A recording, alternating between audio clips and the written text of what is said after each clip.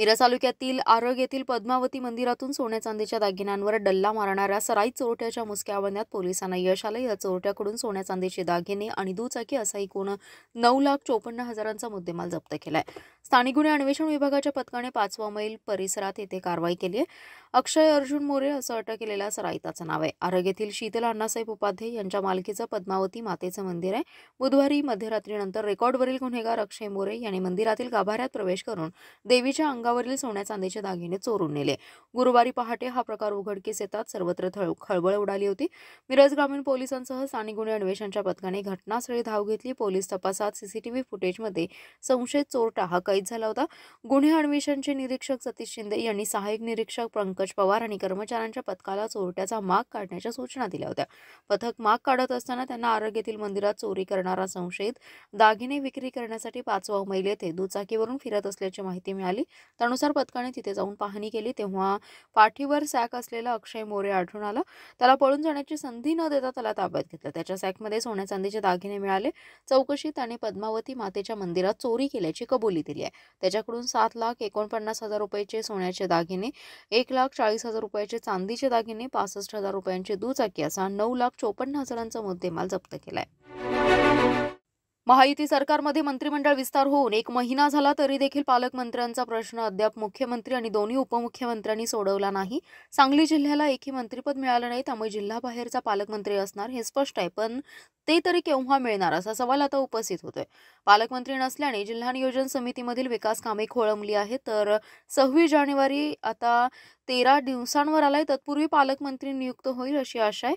राज्यात महायुती सरकार स्थापन झालं। देवेंद्र फडणवीस मुख्यमंत्री तर एकनाथ शिंदे आणि अजित पवार यांना उपमुख्यमंत्री पदाची शपथ घेतली। त्यानंतर मंत्रिमंडळ विस्तार झाला। भाजपला 16 कॅबिनेट आणि 3 राज्यमंत्रीपद, एकनाथ शिंदे यांच्या शिवसेनेला 9 कॅबिनेट आणि 2 राज्यमंत्री, तर राष्ट्रवादी काँग्रेस अजित पवार यांना 8 कॅबिनेट तर 1 राज्यमंत्रीपद मिळाले। या मंत्र्यांचं खाते वाटप देखील पूर्ण झाले, पण अद्याप पालकमंत्रीपदाचा निर्णय झाला नाही। सांगलीचे पालकमंत्रीपद हे भाजपला मिळणार असा विश्वास भाजपाचे कार्यकर्ते व्यक्त करतात। त्यानुसार मंत्री चंद्रकांत दादा पाटील यांचं नाव घेतलं जातंय, तर दुसरीकडे शिवसेनेचे एकनाथ शिंदे गटाकडून शंभूराज देसाई यांचं देखील नाव घेतलं जातंय, पण राज्यातील पालकमंत्रीपदाचा वाद महायुतीच्या नेत्यांना अद्याप सोडवता आला नाही। मिरज तालुक्यातील आरग जवळ असलेल्या लक्ष्मीवाडी येथील ग्रामदैवत श्री महालक्ष्मी मंदिरात अज्ञात चोरट्यांनी चोरी करून मंदिरातील अंदाजे सोन्या चांदीचे दागिने, रोख रक्कम असा एकूण 80,000चा मुद्देमाल लंपास केलाय। चोरट्यांनी मंदिरात असलेल्या सीसीटीव्हीचे DVR काढून तोडून घेऊन गेलेत।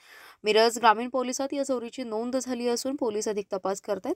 आरग येथील पद्मावती मंदिरात चोरीची घटना ताजी असतानाच पाठोपाठ लक्ष्मीवाडी येथील लक्ष्मी मंदिरात चोरी झाल्याने मिरज पूर्व भागात भीतीचं वातावरण पसरले।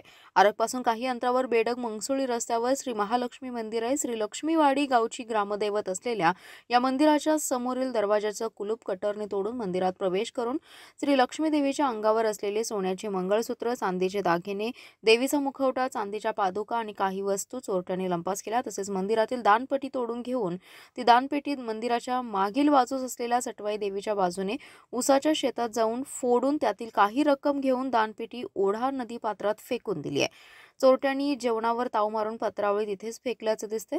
चोरीची घटना पहाटे 1:30 वाजण्याच्या सुमारास घडल्याचा अंदाज आहे। चोरीच्या दागिन्यामध्ये दानपेटीतील पैसे असे एकूण 80,000चा मुद्देमाल चोरट्यांनी नेल्याचा प्राथमिक अंदाज आहे। दिल्लीत होणाऱ्या 98व्या अखिल भारतीय मराठी साहित्य संमेलनात मराठी साहित्यिकांच्या सेवेत कोणताही कसूर राहणार नाही।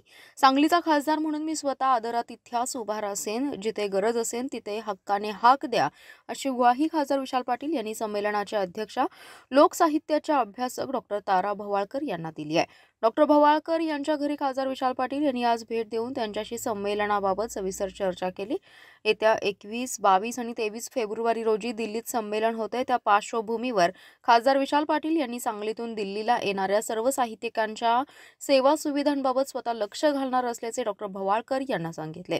दिल्लीतील तयारीबाबत संयोजक सरहद संस्थेचे संजय नहार यांच्याशी मी संपर्कात राहीन। तुमच्या काही सूचना असतील तर मला सांगा, मी त्याप्रमाणे पुढे संयोजकांना सूचना देईन। तेथील व्यवस्थेबाबत खबरदारी घेतली जाईल असंही त्यांनी स्पष्ट केले।